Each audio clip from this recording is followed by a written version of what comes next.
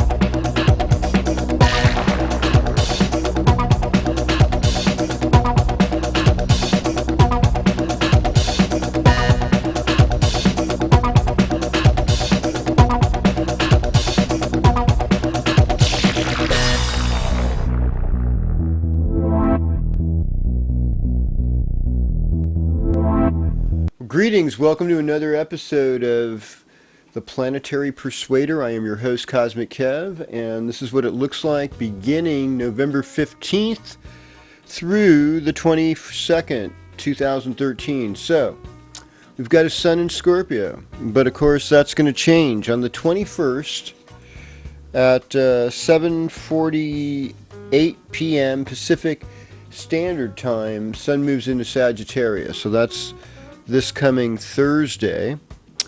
And we've got a full moon, folks, on Sunday morning at 7:16 a.m. Full moon in Taurus at 25 degrees. We got 25 degrees Scorpio, 25 degrees Taurus, which is like Scorpio's most sexual, Taurus most sensual, Scorpio's transcendent, Taurus is materialistic. It's it brings up a lot of good art, though. It makes good creativity and good design, and it can definitely create fertility and lift up the libido and whatnot. So that's a positive thing about this. And the other thing is it's not an eclipse like the last two, the new moon and the last full moon.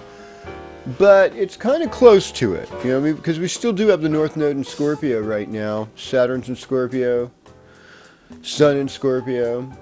Mercury is still in Scorpio, but it will go into Sagittarius on the 21st. So a lot of changes there. So Sun moving into Sagittarius, but we also have Mercury going into there as well.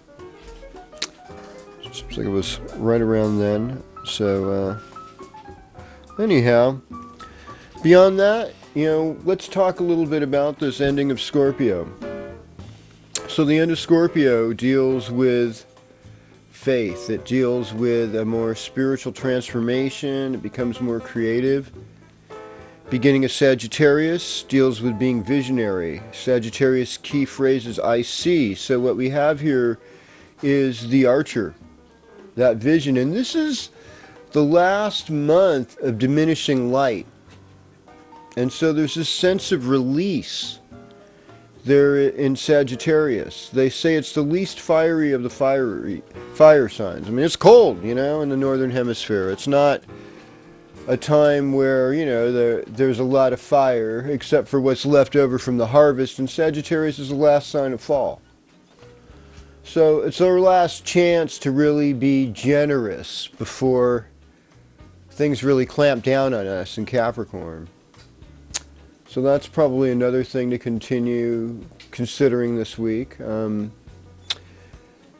beyond that, I would say that when you have that combination in that cusp of Scorpio and Sagittarius, within those two signs we find a lot of spiritual stuff going on, from the transcendent nature of Scorpio to the positive outlook on life, the optimist in Sagittarius, the opportunisticness too. Scorpio can be resourceful, Sagittarius can be opportunistic. It can be, it can make you a really good criminal too in some ways. So that's something to think about too.